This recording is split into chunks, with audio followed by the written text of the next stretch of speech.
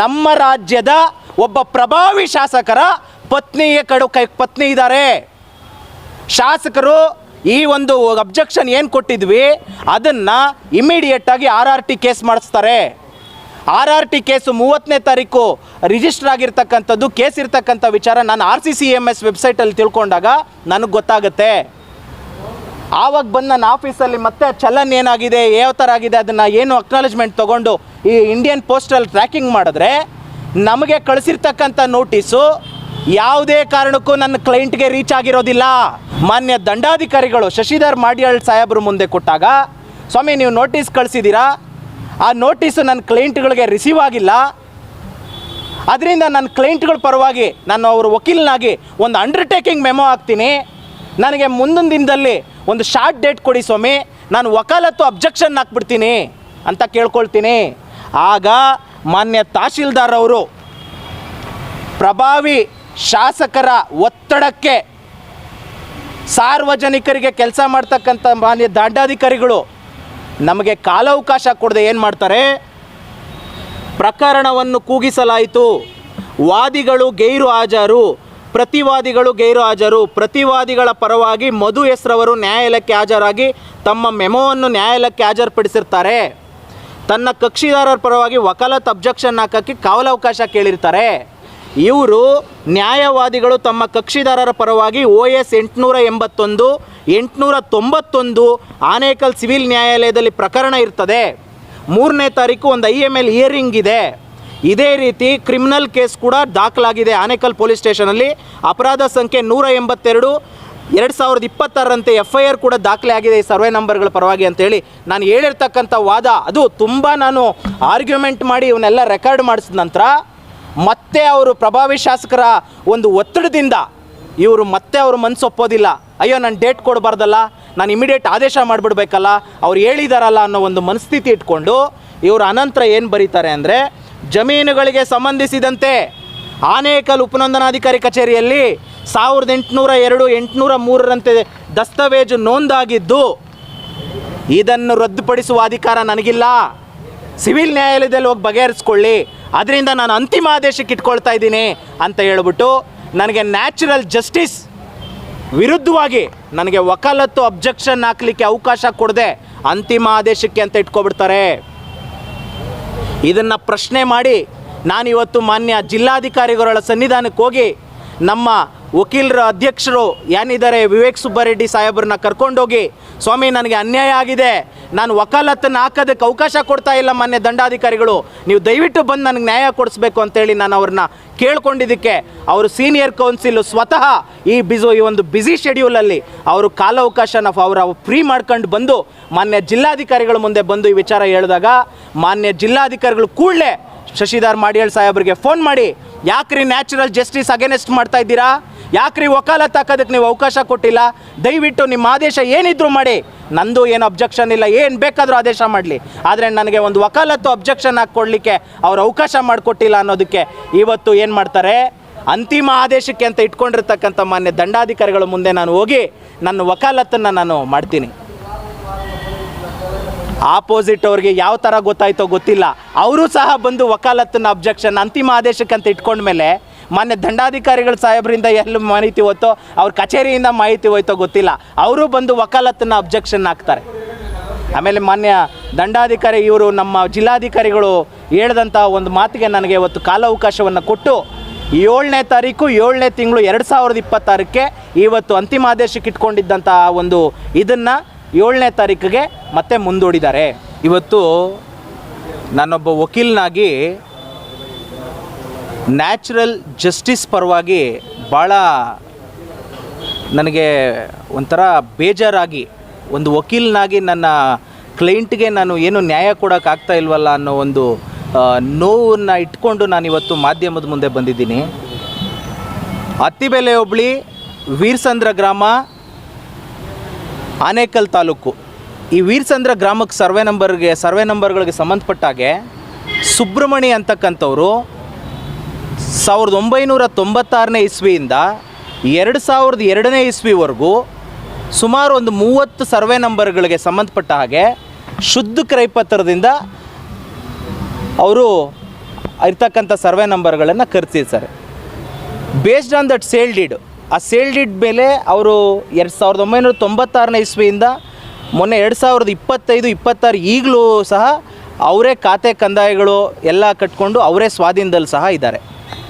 ಈಗಿರಬೇಕಾದ್ರೆ ಈ ಸುಬ್ರಹ್ಮಣ್ಯಂ ಅಂತ ಏನು ನಮ್ಮ ಕ್ಲೈಂಟ್ ಇದ್ದಾರೆ, ಇವ್ರದ್ದು ಮತ್ತೊಂದು ಪ್ರಾಪರ್ಟಿ ವೈಟ್ಫೀಲ್ಡ್ ಊಡಿ ವಿಲೇಜಿಗೆ ಸಂಬಂಧಪಟ್ಟ ಹಾಗೆ ಒಂದು ಪ್ರಾಪರ್ಟಿನ ಮಾರಾಟ ಮಾಡೋದಕ್ಕೆ ಸಹಕರಿಸಿದಂತಹ ವೈ ಮಲ್ಲಿಕಾರ್ಜುನ್ ರೆಡ್ಡಿ ಮತ್ತು ಇನ್ನೊಬ್ಬರು ಸುಬ್ರಹ್ಮಣಿ ಅಂತಕ್ಕಂಥವ್ರು ಈ ವೀರಸಂದ್ರ ಸಂಬಂಧಪಟ್ಟಂತಹ ಲ್ಯಾಂಡ್ಗಳು ಏನಿದ್ದಾವೆ ಸರ್ವೆ ನಂಬರ್ಗಳು, ಈ ಲ್ಯಾಂಡ್ಗಳನ್ನು ನಾವು ಮಾರ್ಕೊಡ್ತೀವಿ, ನಿಮ್ಗೆ ಅದರಲ್ಲಿ ಯಾವ ಥರ ಸಹಕರಿಸಿದ್ವು ಅದೇ ರೀತಿ ಸಹಕರಿಸ್ತೀವಿ ಅಂತೇಳಿ ಸುಬ್ರಹ್ಮಣ್ಯಂ ಅವ್ರ ಹತ್ರ ಬರ್ತಾರೆ.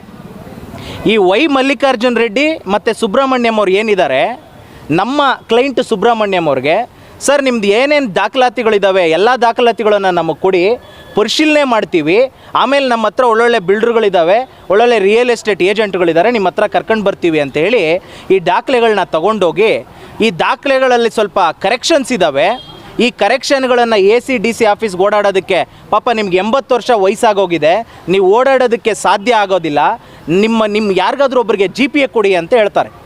ಜನರಲ್ ಪವರ್ ಆಫ್ ಅಟಾರ್ನಿ ಕೊಡಿ ಅಂತ ಹೇಳ್ತಾರೆ. ಆಗ ಈ ಸುಬ್ರಹ್ಮಣಿ ಏನಿದ್ದಾರೆ ನಮ್ಮ ಕ್ಲೈಂಟು, ಇವರು ನನ್ನ ಅಳಿಯನಿಗೆ GPA ಕೊಡ್ತೀನಿ, ಬೇರೆ ಯಾರಿಗೂ ಕೊಡೋ ಅವಶ್ಯಕತೆ ಇಲ್ಲ ಅಂಥೇಳಿ 23/2/2026 ಇಂದಿರಾನಗರ ಸಬ್ ರಿಜಿಸ್ಟ್ರ್ ಆಫೀಸಲ್ಲಿ GPA ಕೊಡ್ಲಿಕ್ಕೆ ಹೋಗ್ತಾರೆ. ಈ GPA ತೊಗೊಳ್ತಕ್ಕಂಥ ಸಂದರ್ಭ ಯಾವ ಥರ ಇದೆ ಅಂದರೆ, ಮಾವ ತನ್ನ ಅಳಿಯನಿಗೆ ಕೊಡ್ತಾ ಇರೋದು ಎಲ್ಲ ಸಾಮಾನ್ಯ ಹಕ್ಕುಗಳನ್ನು ಮಾರಾಟ ಮಾಡೋ ಪವರ್ ಇಲ್ಲದೆ ಇನ್ನೆಲ್ಲ ಪವರ್ಗಳನ್ನು, ಅಂದರೆ ಆಫೀಸ್ಗಳನ್ನ ವಿಸಿಟ್ ಮಾಡೋದಾಗಲಿ, ಇನ್ನೊಂದು ಮಾಡೋದಾಗಲಿ, ಏನೇ ಒಂದು ಸರ್ಕಾರಿ ಕೆಲಸಗಳನ್ನು ಮಾಡೋದಕ್ಕೆ ತನ್ನ ಅಳಿಯನಿಗೆ, ಅಂದರೆ ಚಿಕ್ಕ ಮಗಳ ಗಂಡ ವಿನಯ್ ಅಂತಕ್ಕಂಥವ್ರಿಗೆ GPA ಕೊಡ್ತಾರೆ. ಸೊ ಅದೇ ದಿನ GPA ತನ್ನ ಅಳಿಯನಿಗೆ ಕೊಟ್ಟಾಗ ಯಾರೋ ಒಬ್ಬ ಮೂರನೇ ವ್ಯಕ್ತಿಗೆ ಮಾರಾಟ ಮಾಡೋದಕ್ಕೋಸ್ಕರ, ಅಂದರೆ ನಾನು ಮನೇಲಿರ್ತೀನಿ, ಸಿಗ್ನೇಚರ್ ಮಾಡಿಕೊಡ್ತೀನಿ, ನೀನು ಹೋಗಿ ನನ್ನ ಪರವಾಗಿ ರೆಪ್ರೆಸೆಂಟ್ ಮಾಡಿ ನೀನು ಮಾರಾಟ ಮಾಡ್ಬೋದು ಅಂತೇಳಿ ತನ್ನ ಅಳಿಯನ್ನ ಬಿಟ್ಟು ಯಾರೋ ಒಬ್ಬ ಮೂರನೇ ವ್ಯಕ್ತಿಗೆ ಕೊಡ್ತಕ್ಕಂಥ ಕೆಲಸ ಅದೇ ದಿನ 23ನೇ ತಾರೀಕು ಅದನ್ನು ನೋಡೋಷ್ಟೊತ್ತಿಗೆ ಗೊತ್ತಾಗುತ್ತೆ. GPA ಅಳಿಯನ ಹೆಸರಿಗೆ, SPA ಇನ್ನೊಬ್ಬರ ಹೆಸರಿಗೆ. ಈ SPA ಯಾವ ರೀತಿ ಮಾಡಿದ್ರಪ್ಪ ಅಂತ ಹೇಳಿದ್ರೆ, GPA ಮಾಡಬೇಕಾದ್ರೆ GPAನಲ್ಲಿ ಫೋಟೋ ತೊಗೊಂಡ್ಬಿಡ್ತಾರೆ, ಫಸ್ಟು ಅವರು ತಂಬು ಇಂಪ್ರೆಷನ್ಸು ತೊಗೊಂಡ್ಬಿಡ್ತಾರೆ, ಮತ್ತೆ ಇವ್ರನ್ನ ಕರೀತಾರೆ, ಸರ್ ನಿಮ್ಮದು ತಂಬು ಫೋಟೋ ಕರೆಕ್ಟಾಗಿ ಬಂದಿಲ್ಲ ಅಂಥೇಳಿ ಈ GPA ಅಪ್ಲಿಕೇಶನ್ಗಳನ್ನು ಕ್ಲೋಸ್ ಮಾಡಿ ಬೇರೆ ಇನ್ನೊಂದು ಅಪ್ಲಿಕೇಶನ್ಗಳು ಎರಡು ಇವ್ರಿಗೆ ಗೊತ್ತಿಲ್ದಿರ ಅದು ಯಾವ ರೀತಿ ಅಪ್ಲೋಡ್ ಮಾಡಿದ್ರು ಕಾವೇರಿನಲ್ಲಿ OTPಗಳು ಕೂಡ ತೊಗೊಳ್ದೆ ಅಪ್ಲೋಡ್ ಮಾಡ್ತಾರೆ. ಅಪ್ಲೋಡ್ ಮಾಡಿ ಅದು ಯಾವ ರೀತಿ ಅಪ್ಲೋಡ್ ಮಾಡಿದ್ರು ಅಂತಕ್ಕಂಥದ್ದು ಈಗ ಪೊಲೀಸ್ ಸ್ಟೇಷನಲ್ಲಿ ಕ್ರಿಮಿನಲ್ ಕೇಸ್ ಆಗಿದೆ, ಅವ್ರು ತನಿಖೆ ಮಾಡ್ತಾರೆ. ಅದು ಯಾವ ರೀತಿ ಅಪ್ಲೋಡ್ ಮಾಡಿದ್ರೋ ಗೊತ್ತಿಲ್ಲ, ಸರ್ ನಿಮ್ಮ ಫೋಟೋ ತಂಬು ಬರ್ತಾ ಇಲ್ಲ ಅಂಥೇಳಿ SPAಗೆ ಮತ್ತೆ ಇವರು ಗೊತ್ತಿಲ್ಲದೇ ಫೋಟೋ ತಂಬು ತೊಗೊಳ್ತಾರೆ. ಈ GPAನಲ್ಲಿ ಏನು ನಮ್ಮ ಕ್ಲೈಂಟು ಮಾಡಿ ಸುಬ್ರಹ್ಮಣ್ಯಮ್ಮು ಒರಿಜಿನಲ್ ಸಿಗ್ನೇಚರ್ ಮಾಡ್ತಾರಲ್ಲ, ಆ ಒರಿಜಿನಲ್ ಸಿಗ್ನೇಚರ್ ಥರನೇ ನಮಗೆ ಗೊತ್ತಿಲ್ಲದೆ SPAಗೆ ಫೋಟೋ ತಂಬು ತೊಗೊಂಡಿರ್ತಾರಲ್ಲ SPA, ಆ SPAಗೆ ಒರಿಜಿನಲ್ GPA ಸಿಗ್ನೇಚರ್ ನೋಡಿಕೊಂಡು ಈ SPAನಲ್ಲಿ ನಕಲಿ ಸಿಗ್ನೇಚರ್ ಮಾಡ್ತಾರೆ. ಬುಕ್ ನಂಬರ್ 4ರಲ್ಲಿ ರಿಜಿಸ್ಟರ್ ಆಗಿರೋ ಕಾರಣ ನಾವು ಮಾರನೇ ದಿನ ಏನೇ ವೆರಿಫಿಕೇಷನ್ ಮಾಡಿದ್ರೂ ನಮಗೆ ಗೊತ್ತಾಗಲ್ಲ, ಬರೀ GPA ಅಂತ ಹೇಳ್ತಾರೆ. ಇದು ಆವತ್ತೇ ಆಗಿದೆ, ಇದನ್ನು ನಮಗೆ ಗೊತ್ತಿಲ್ಲದೆ ಕಣ್ಣು ತಪ್ಪಿಸಿ ಮಾಡಿಸಿದ್ದಾರೆ ಅನ್ನೋದಕ್ಕೆ GPA ನಂಬರ್ಗಳು 997 ಅಂತ GPA ನಂಬರು. ನೆಕ್ಸ್ಟ್ ಇನ್ನೊಂದು GPA ನಂಬರ್ ಬಂದು 998 ಅಂತ, ಆಮೇಲೆ 999 ಗ್ಯಾಪ್ ಆಗಿ ಮತ್ತೆ ನಮ್ಮನ್ನು ಕರೆದ್ರಲ್ಲ SPA ನಮಗೆ ಗೊತ್ತಿಲ್ಲ SPA ಮಾಡೋದಕ್ಕೆ, ಅದು ಡಾಕ್ಯುಮೆಂಟ್ ನಂಬರ್ 1000 ಮತ್ತು 1001 ಅಂತ. ಸೊ ಇದರಲ್ಲಿ ವಿಶೇಷವಾಗಿ ನೋಡೋದಾದರೆ 1000 ಅಂತಕ್ಕಂಥ SPAನಲ್ಲಿರ್ತಕ್ಕಂಥ ಸುಬ್ರಹ್ಮಣಿ ಸಿಗ್ನೇಚರು, ಒರಿಜಿನಲ್ GPAನಲ್ಲಿ ಮಾಡಿರ್ತಕ್ಕಂಥ ಸುಬ್ರಹ್ಮಣ್ಯಂ ಸಿಗ್ನೇಚರು, ಇದರಲ್ಲೇ ನಮಗೆ ಎಷ್ಟು ವ್ಯತ್ಯಾಸ ಕಾಣಿಸ್ತಾ ಇದೆ ಕಣ್ಣೋಟಕ್ಕೆ ಮೇಲ್ನೋಟಕ್ಕೆ ಅಂತೇಳಿ ಗೊತ್ತಾಗ್ತದೆ. ಇದೆಲ್ಲ ತನಿಖೆನಲ್ಲಿ ಎಲ್ಲ ತಿಳ್ಕೊಬೋದಾಗ್ತಂಥ ವಿಚಾರ. ನೋಡಿ GPAನಲ್ಲಿ ಯಾವ ಥರ ಸುಬ್ರಹ್ಮಣ್ಯಂ ಸಿಗ್ನೇಚರ್ ಇದೆ, SPAನಲ್ಲಿ ಯಾವ ಥರ ಸಿಗ್ನೇಚರ್ ಇದೆ ಅಂತಕ್ಕಂಥದ್ದು. ಸೊ ಇದ್ರ ಮೇಲೆ ಏನು ಮಾಡ್ತಾರೆ, ಮತ್ತೆ GPA ಆಗೋಗಿದೆ ಅಂಥೇಳಿ ನೆಕ್ಸ್ಟು ಯಾರಿದ್ದಾರೆ, ಯಾವ ಥರ ಯಾರು ಅವರು ರಿಯಲ್ ಎಸ್ಟೇಟ್ ಏಜೆಂಟ್ಸ್ ಯಾರಿದ್ದಾರೆ ಕರ್ಕೊಂಡು ಬನ್ನಿ ಅಂಥೇಳಿ ನಮ್ಮವ್ರು ಫೋನ್ ಮಾಡಿದ್ರೆ ಆವತ್ತಿನ ದಿನಕ್ಕೆ ಲಾಸ್ಟು ಈ ವೈ ಮಲ್ಲಿಕಾರ್ಜುನ್ ರೆಡ್ಡಿ ಆಗಲಿ ಸುಬ್ರಹ್ಮಣ್ಯ ಆಗಲಿ ಯಾರು ಏಜೆಂಟ್ಗಳಂತ ಕರ್ಕೊಂಡು ಬಂದಿದ್ರಲ್ಲ ಅನಿಲ್ ರೆಡ್ಡಿ ಮತ್ತು ನವೀನ್ ಅಂತ ಹೇಳಿ, ಈ SPA ಮಾಡ್ಕೊಂಡಿರ್ತಕ್ಕಂಥದ್ದು ಆ ಏಜೆಂಟು ಅನಿಲ್ ರೆಡ್ಡಿ. ಈ ಅನಿಲ್ ರೆಡ್ಡಿ ಯಾರಪ್ಪ ಅಂತ ಹೇಳಿದ್ರೆ, ಈತನ ಮೇಲೆ ಸರ್ಜಾಪುರ ಪೊಲೀಸ್ ಸ್ಟೇಷನ್ನಲ್ಲಿ 371 2025 ಅಂತ ಒಂದು ಕ್ರೈಮ್ ನಂಬರ್ ರಿಜಿಸ್ಟರ್ ಆಗಿದೆ. 22/12/2025 ಇದೇ ಅನಿಲ್ ರೆಡ್ಡಿ ಮೇಲೆ ಇದೇ ಫೋರ್ಜರಿ ಕೇಸ್ಗೆ ಆಲ್ರೆಡಿ ಸರ್ಜಾಪುರ ಪೊಲೀಸ್ ಸ್ಟೇಷನ್ನಲ್ಲಿ FIR ರಿಜಿಸ್ಟರ್ ಆಗಿದೆ. ಈ ಆನೇಕಲ್ ತಾಲೂಕು ಆಫೀಸ್ನಲ್ಲಿ ನಡೆದಂಥ ಹಗರಣ ಇದೆಯಲ್ಲ, ಅದೇನೋ ಡಾಕ್ಯುಮೆಂಟೇಷನ್ ಸೇರಿಸೋದು ತಿದ್ದುಪಡಿ ಮಾಡೋದು, ಇದರಲ್ಲೂ ಸಹ ಈತನ ಪಾತ್ರ ಇದೆ. ಇದೇ ಅನಿಲ್ ರೆಡ್ಡಿ ಈ ವೀರಸಂದ್ರ ಜಮೀನನ್ನ ಮಾರಾಟ ಮಾಡ್ತಾನೆ ಅಂತೇಳಿ ಇದೇ ಅನಿಲ್ ರೆಡ್ಡಿ ಮತ್ತು ನವೀನ್ನ ಪರಿಚಯಿಸಿದ್ದು ವೈ ಮಲ್ಲಿಕಾರ್ಜುನ್ ರೆಡ್ಡಿ ಮತ್ತು ಸುಬ್ರಹ್ಮಣಿ.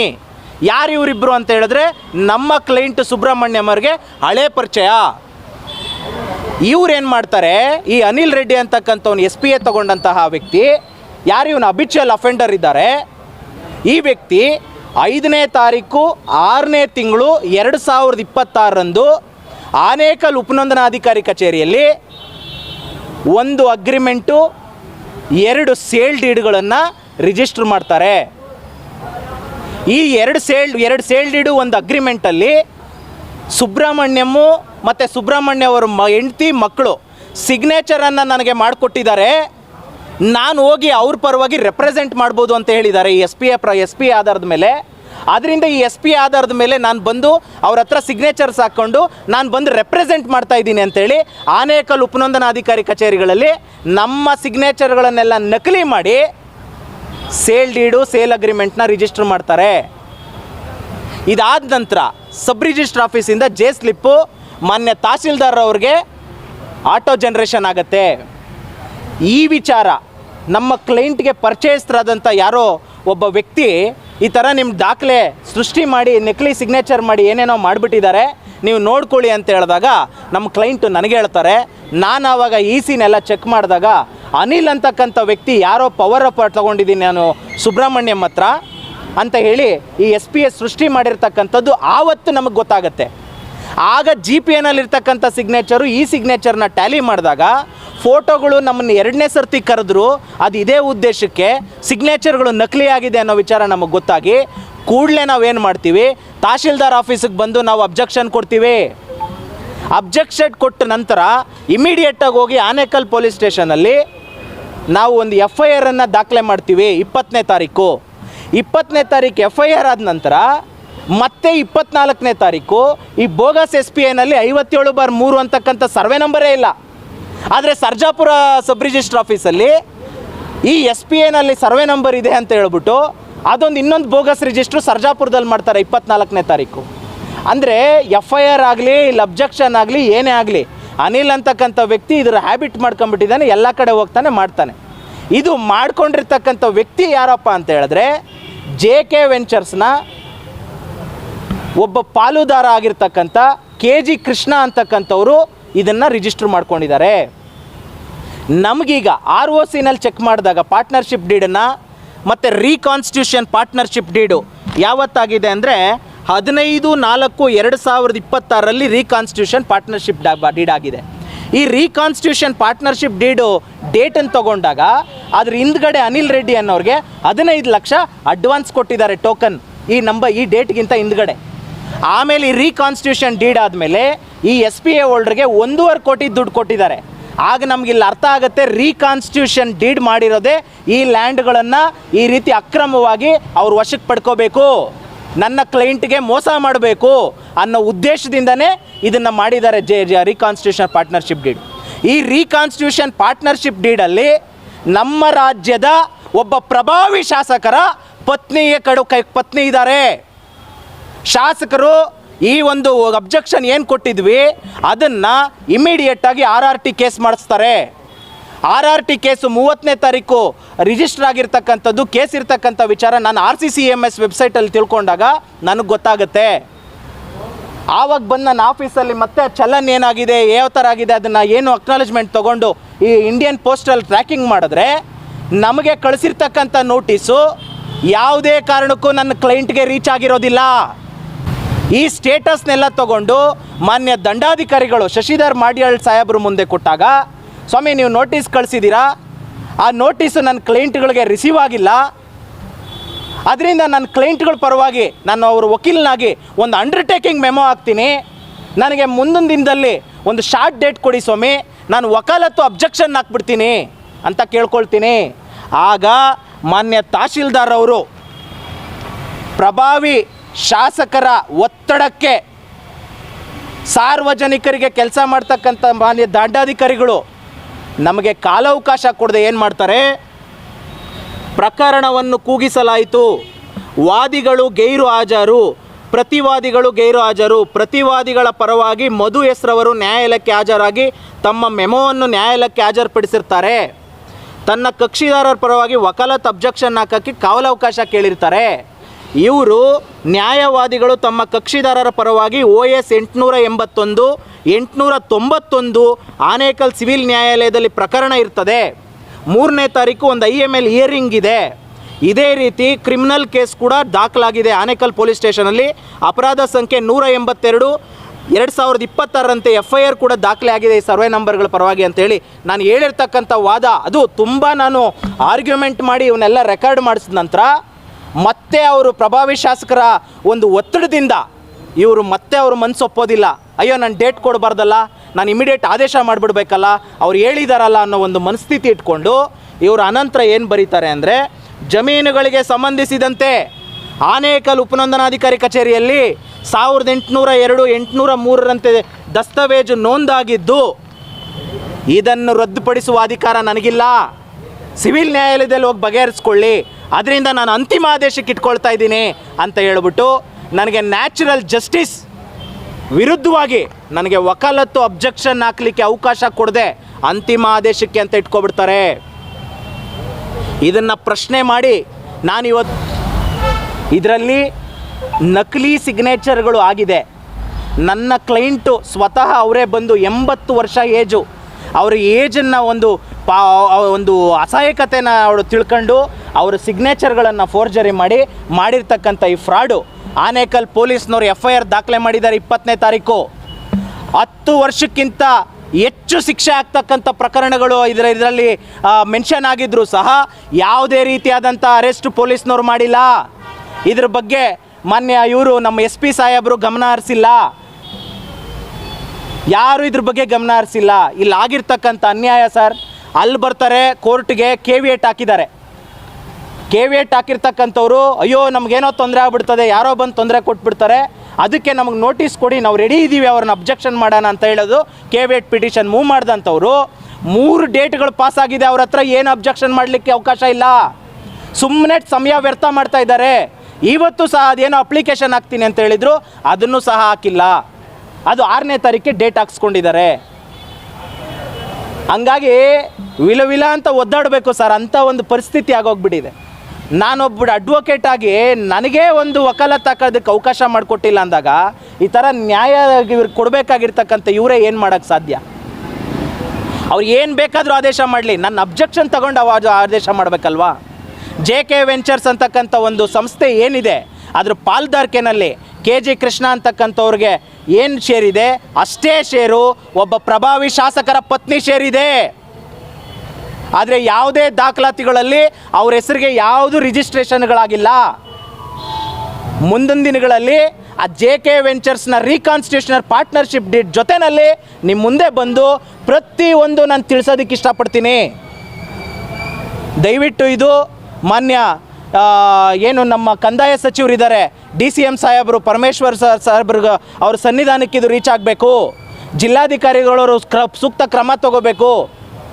ಮುಖ್ಯಮಂತ್ರಿಗಳು ಹೊಸ ಸರ್ಕಾರದ ಮೇಲೆ ನಮಗೆ ಭಾಳಷ್ಟು ಒಂದು ತುಂಬ ಅದ್ರ ಮೇಲೆ ನಮಗೆ ತುಂಬ ಒಳ್ಳೆಯ ಸರ್ಕಾರ ನಡೆಸ್ತಾರೆ ಅಂತಕ್ಕಂಥದ್ದು ಭಾಳಷ್ಟು ಇಟ್ಕೊಂಡಿದ್ದೀವಿ. CM ಸಾಹೇಬ್ರ ಸನ್ನಿಧಾನಕ್ಕೆ ಇದು ಹೋಗಬೇಕು. ಏನು ಸರ್ ಇದು? SPA ಕೊಡೋ ದಿನ GPA ಕೊಡೋ ದಿನ ತನ್ನ ಅಳಿಯನಿಗೆ ಯಾವನೋ ಒಬ್ಬ 3ನೇ ವ್ಯಕ್ತಿ ಆಲ್ರೆಡಿ ಈ ಥರ ಕ್ರಿಮಿನಲ್ ಕೇಸ್ಗಳಲ್ಲಿರ್ತಕ್ಕಂಥ 3ನೇ ವ್ಯಕ್ತಿಗೆ SPA ತಗೊಳ್ತಕ್ಕಂಥದ್ದು ಯಾರಾದರೂ ಮಾಡ್ತಾರಾ? ಈ ವಿಚಾರ ನಾನು ಹೇಳ್ತಾ ಇದ್ರೆ ನನ್ನ ಕಥೆನೇ ಕೇಳಕ್ಕೆ ರೆಡಿ ಇಲ್ಲ. ಯಾಕೆ ಅಂತ ಹೇಳಿದ್ರೆ ಪ್ರಭಾವಿ ಶಾಸಕರ ಒತ್ತಡ. ಇವತ್ತು ಮಾನ್ಯ ಜಿಲ್ಲಾಧಿಕಾರಿ ಸಾಹೇಬರಿಗೆ ನಾನು ನಮಸ್ಕಾರ ಮಾಡಿ ಹೇಳ್ತೀನಿ, ಅವರಿಂದ ಇವತ್ತು ನ್ಯಾಚುರಲ್ ಜಸ್ಟಿಸ್ ಅಂತಕ್ಕಂಥದ್ದಕ್ಕೆ ಒಂದು ಇದು ಬಂದಿದೆ.